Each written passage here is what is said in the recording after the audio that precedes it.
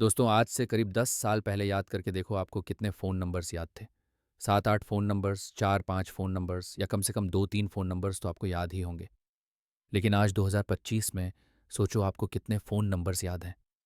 मुश्किल से 1-2 phone numbers याद होंगे। ऐसा इसलिए है क्योंकि अब सब नंबर्स फ़ोन में सेव्ड होते हैं और उन्हें याद रखने की ज़रूरत नहीं पड़ती। इसी तरह आज से करीब 10 साल पहले जब आप कहीं जाते थे तो आपको रास्ते याद रहते थे। अपने शहर में आपको अलग-अलग लैंडमार्क्स याद थे। लेकिन आज आप सिर्फ गूगल मैप्स खोलते हैं और वहाँ से रास्ता फॉलो करते हैं। ये दो बहुत छोटे से उदाहरण हैं दोस्तों, लेकिन इन्हीं से ही आपको इस प्रॉब्लम की सीरियसनेस पता चल जानी चाहिए। आगे वीडियो में मैं आपको वो साइंटिफिक स्टडीज़ दिखाऊंगा जो दिखाती हैं कि जो लोग गूगल मैप्स का कम इस्तेमाल करते हैं या बिल्कुल नहीं करते। फॉर एग्जाम्पल टैक्सी ड्राइवर्स, उनके ब्रेन का एक पूरा हिस्सा ज़्यादा बड़ा होता है एवरेज लोगों के कंपैरिजन में। इमेजिन करके देखो, और गूगल मैप्स में तो पूरा मुद्दा सिर्फ रास्ते याद रखने का है। एआई चैट बॉक्स तो आपके लिए पूरे के पूरे एसेस लिख सकते हैं, आपके लिए कोड कर सकते हैं, बिजनेस डिसीजन से लेकर इन्वेस्टमेंट्स और आइडियाज़ जनरेट कर सकते हैं। यहाँ पर एक बहुत इनक्वीनियंट सवाल खड़ा होता है दोस्तों, क्या एआई का इस्तेमाल करना लोगों को और स्टूपिड बना रहा है? पिछले कुछ महीनों में नई साइंटिफिक स्टडीज़ पब्लिश हुई है इस सवाल को लेकर, और उनके रिजल्ट्स बहुत शॉकिंग हैं। आइए जानते हैं आज के इस वीडियो में।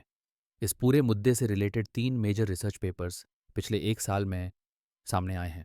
दोस्तों, पहला है यह 2025 में अमेरिका के एमआईटी मीडिया लैब के द्वारा कंडक्ट की गई स्टडी। इस स्टडी में रिसर्चर्स ने 4 पार्टिसिपेंट्स को एक ऐसे लिखने को कहा, और इन पार्टिसिपेंट्स को 3 अलग-अलग ग्रुप्स में डिवाइड किया गया। पहले ग्रुप को चैट जीपीटी यूज़ करना अलाउ किया गया, दूसरे को सिर्फ गूगल सर्च करना अलाउड रखा गया, और तीसरे को पूरा ऐसे खुद से लिखने को कहा गया। इन सब लोगों के ऐसे लिखने के दौरान एक ईईजी मशीन का इस्तेमाल किया गया ताकि उनकी ब्रेन एक्टिविटी रिकॉर्ड की जा सके। और यहाँ पर कुछ बहुत ही शॉकिंग चीज़ सामने आई। चैट जीपीटी यूज़र्स का जो ग्रुप था, उनमें सबसे कम ब्रेन एंगेजमेंट देखी गई। यानी कि ऐसे लिखते वक्त इन लोगों के ब्रेन में एक्टिविटी सिग्निफिकेंटली कम थी। लिटरली कहें तो इनका ब्रेन स्विच्ड ऑन ऑफ था। सबसे चौंकाने वाली बात तो ये थी कि ये स्टडी कई महीनों तक चली थी, और कुछ महीनों बाद यह देखा गया कि चैट जीपीटी यूजर्स और आलसी होते गए, और स्टडी के आखिर में सिर्फ ऐसे को चैट जीपीटी से कॉपी पेस्ट कर रहे थे। जब इस ग्रुप के लोगों से पूछा गया कि उन्होंने क्या लिखा है, तो वो अपना ही लिखा गया एसेस कोट नहीं कर पा रहे थे। जबकि जिन लोगों ने बिना किसी टूल का इस्तेमाल करे खुद से एसेस लिखा था, उनको सब कुछ याद था। जो गूगल सर्च को इस्तेमाल करने वाला ग्रुप था, वो कहीं ना कहीं इनके बीच में लाई किया। उनमें एक्टिव ब्रेन फंक्शन ज़रूर देखा गया, लेकिन उतनी ब्रेन एक्टिविटी नहीं थी जितनी तीसरे ग्रुप में थी। इसी तरह 2025 में माइक्रोसॉफ्ट और कार्निक मेलन यूनिवर्सिटी ने 319 नॉलेज वर्कर्स पर यह वाली स्टडी करी। इसमें पाया गया कि जिन लोगों को एआई पर ज़्यादा भरोसा होता है, वे बहुत कम क्रिटिकल थिंकिंग करते हैं। जब लोग एआई पर ज़्यादा रिलाई करने लगते हैं, तो उनकी इंडिपेंडेंट प्रॉब्लम सॉल्विंग स्किल्स कमज़ोर हो सकती हैं। इसके अलावा स्टडी में ये पाया गया कि जो लोगों का पहले प्रॉब्लम सॉल्विंग पर फोकस था, वो फोकस अब शिफ्ट होकर इस बात पर पहुंच गया कि एक्जिस्टिंग सिस्टम में एआई को कैसे यूज़ किया जाए और कैसे ऑटोमेट किया जाए टास्क। तीसरी एक ये स्टडी है करीब 606 लोगों पर की गई।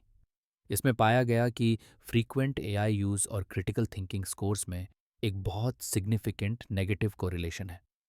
मतलब जितना ज़्यादा एआई यूज़ उतनी ही कम क्रिटिकल थिंकिंग होती है। इसके पीछे यहाँ पर रीज़न बताया गया कॉग्निटिव ऑफ लोडिंग। कॉग्निटिव ऑफिंग का यहाँ पर मतलब है कि लोग अपने सोचने वाले काम एआई को आउटसोर्स कर देते हैं, और इससे उनको खुद सोचने की ज़रूरत ही नहीं पड़ती। इसके अलावा एक बात ये भी सामने आई कि यह आउटसोर्सिंग यंग लोगों में ज़्यादा देखी जा रही है। इन 3 स्टडीज़ से ये बात साफ है कि एआई का एक बहुत बड़ा असर पड़ रहा है हमारे दिमाग की सोचने की कैपेबिलिटीज़ पर। लेकिन इसके अलावा यहाँ पर एक काउंटर पॉइंट भी है जो कई लोग उठाते हैं कि जब भी कोई नई टेक्नोलॉजी आती है, उसको लेकर जो फ़ियर होता है, जो डर होता है कि इस टेक्नोलॉजी से कहीं लोग और डम तो नहीं बन जाएंगे, कहीं लोग और स्टूपिड तो नहीं बन जाएंगे। ये डर हमेशा से रहा है। ये बात वैसे सच है दोस्तों। आज से हज़ारों साल पहले जब किताबों का इन्वेंशन हुआ था, तब भी उसे एक थ्रेटनिंग टेक्नोलॉजी बताकर कुछ लोग किताबों का विरोध करते थे। जैसे कि ग्रीक फिलोसोफर सोक्रेटिस ने भी किताबें लिखे जाने का विरोध किया था। उन्होंने कहा था कि अगर लोग लिखना सीख गए तो उनकी मेमोरी खत्म हो जाएगी। वो चीज़ें याद नहीं रखेंगे, बस लिख कर रख देंगे। उनका ये भी कहना था कि राइटिंग से लोगों को विजडम की इल्यूजन मिलेगी, यानी कि लोगों को लगेगा कि वो बहुत जानते हैं, लेकिन असल में वो कुछ नहीं जानते होंगे। हालांकि आज हम जानते हैं दोस्तों कि ये पूरा आर्ग्यूमेंट गलत था। एक्चुअली में लिखने से आपको चीज़ें बेहतर याद रहती हैं। इसी तरह जब 1970 में कैलकुलेटर्स आए तो एजुकेटर्स का कहना था कि बच्चों की मैथ्स की एबिलिटी ख़त्म हो जाएगी। अब यहाँ से चीज़ें थोड़ी कंट्रोवर्शियल होना शुरू हुई। कैलकुलेटर्स पर जब रिसर्च करी गई तो उसमें पाया गया कि इतना क्लियर नहीं है। अगर इसका गलत तरीके से इस्तेमाल किया गया, ओवर यूज़ किया गया छोटी क्लासेस में, तो ज़रूर बच्चों पर इसका एक गलत इम्पैक्ट पड़ सकता है। लेकिन कुछ स्टडीज़ ने यह भी दिखाया कि कैलकुलेटर्स का इतना बुरा असर नहीं पड़ रहा है। असली प्रॉब्लम असल में शुरू होती है दोस्तों गूगल के आने के बाद। साल 2011 में बेट्सी स्परो और उनकी टीम ने एक रिसर्च की जो बहुत फेमस हुई।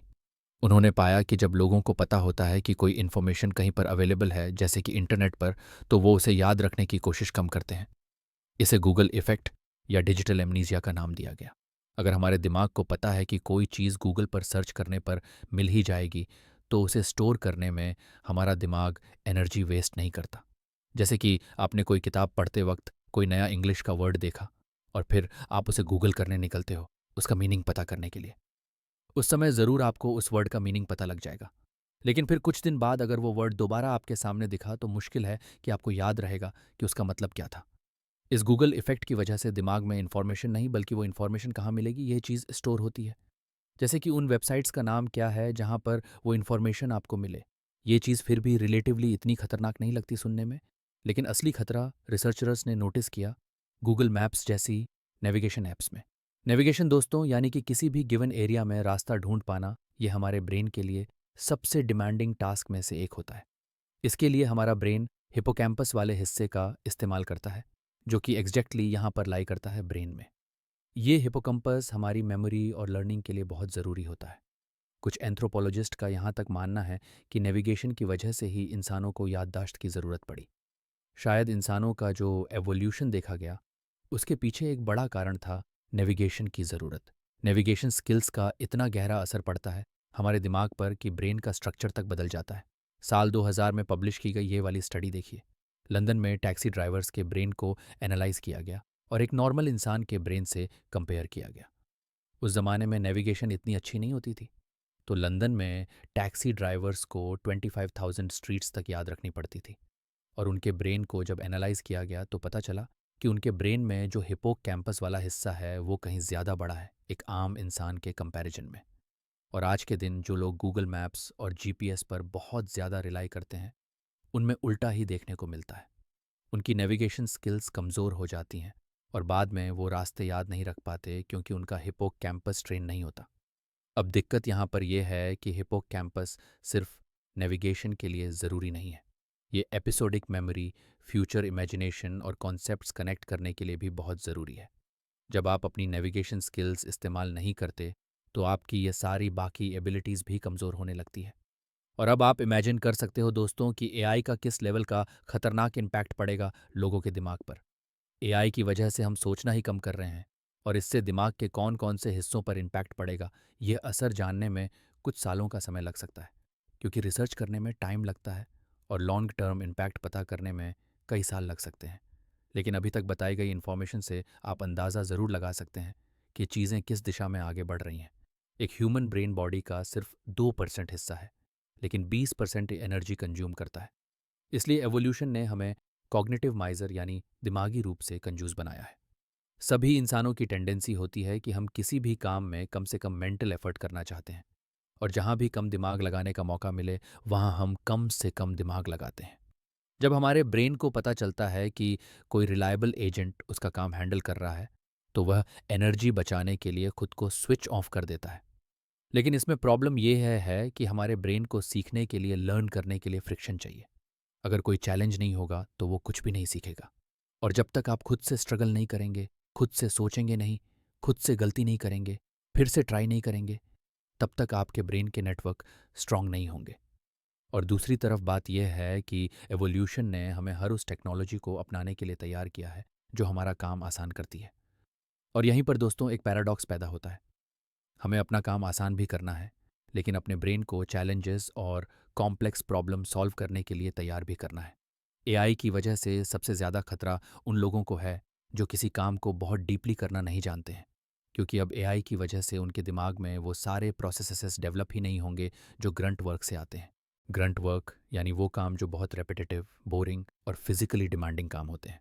जैसे कि स्टूडेंट्स के लिए एक लंबा सा ऐसे लिखना, बहुत मेहनत लगती है खुद से करने में। या फिर नए एम्प्लॉयज़ के लिए डॉक्यूमेंट्स को समराइज़ करना, बेसिक कोड लिखना, रूटीन ईमेल्स भेजना। ये काफ़ी बोरिंग से काम हैं जिन्हें शुरू में करने में काफ़ी टाइम लगता है। लेकिन बाद में जैसे जैसे हम इन कामों को करते जाते हैं, हम स्पीड पिकअप कर लेते हैं। इन कामों को हम जल्दी करने लगते हैं और इसी प्रोसेस में बहुत सी नई चीज़ें सीखते हैं।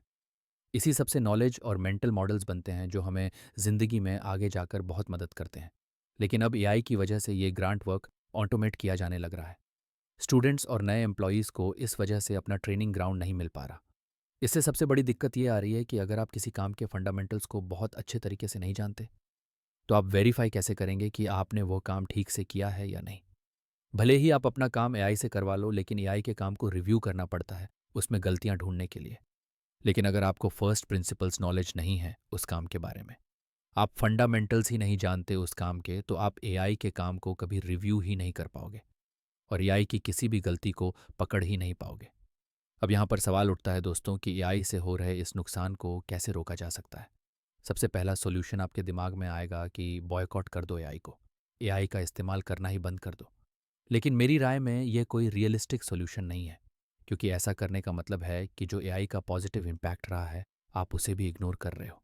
जिस काम को पहले करने के लिए 10 लोग चाहिए होते थे, आज एक अकेला इंसान खुद से ही वह काम कर सकता है। एआई से काम करने की प्रोडक्टिविटी और एफिशिएंसी इतनी ज़्यादा बढ़ी है कि छोटे छोटे बिजनेसेस के लिए बड़े बिजनेसेस को टक्कर देना आसान हो गया है। किसी को कुछ नया सीखना है, नई नॉलेज गेन करनी है, ये काम करना और आसान हो गया है, क्योंकि दुनिया की सारी नॉलेज आपकी उंगलियों पर आ गई है।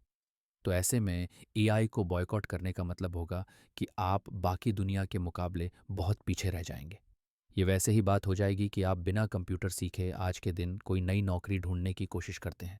एआई का नुकसान क्या हो रहा है इन रिसर्च पेपर्स में साफ दिखाई दे रहा है। तो ये हमारी जिम्मेदारी बनती है लोगों के प्रति कि इस एआई के नेगेटिव इम्पैक्ट को काउंटर करने के लिए हम कदम उठाएं। क्योंकि मैं जानता हूँ ये बड़ी बड़ी बिलियन डॉलर कंपनीज तो कुछ नहीं करने वाली। उन्हें सिर्फ अपने इन्वेस्टर्स की पड़ी है, अपने शेयर प्राइस की पड़ी है। वह तो चाहते हैं कि लोग उनके प्लेटफॉर्म के एडिक्ट बन जाए और उनके लिए तो बेस्ट केस सिनेरियो यही होगा। अगर लोग एआई चैटबॉट्स का इस्तेमाल करके और स्टूपिड बन रहे हैं तो ये तो अच्छी ही चीज़ है। वो और डिपेंडेंट बनेंगे हमारे चैटबॉट पर और ज़्यादा उसे यूज़ करेंगे, हमारे लिए और ज़्यादा प्रॉफिट होगा। इसके अलावा मैं कहना चाहूँगा दोस्तों कि जब भी आप एआई का इस्तेमाल करते हो अपनी ज़िंदगी में, उस पर कंप्लीटली डिपेंडेंट मत बनो। और यही चीज़ गूगल मैप्स के लिए भी एप्लीकेबल है। हफ्ते में कुछ दिन कोशिश करो बिना इन ऐप्स के काम करने की। एआई का इस्तेमाल एक टूल की तरह अपने काम को और प्रोडक्टिव और एफिशिएंट बनाने के लिए किया जाना चाहिए। लेकिन इस प्रोसेस में अपनी फंडामेंटल स्किल्स को लूज़ मत करो। ऐसे लिखना सीखो, ईमेल्स लिखना सीखो, राइटिंग सीखो, वोकैबुलरी सीखो, मैथ्स सीखो और सबसे ज़रूरी चीज़, सोचना सीखो। ऐसा करने से आपको बेस्ट ऑन बोथ वर्ड्स मिलेगा। एआई की एफिशिएंसी और अपने दिमाग की शार्पनेस। एआई की कन्वीनियंस और हमारी इंटेलिजेंस में हमें चूज़ करना ज़रूरी नहीं है। हम दोनों चीज़ों को रख सकते हैं अपने साथ। एंड में बस एक चीज़ याद रखो दोस्तों, हमारा ब्रेन एक मसल की तरह है। उसे जितना ज़्यादा इस्तेमाल करोगे, वह उतना ही अच्छा काम करेगा। मिलते हैं अगले वीडियो में। बहुत बहुत धन्यवाद।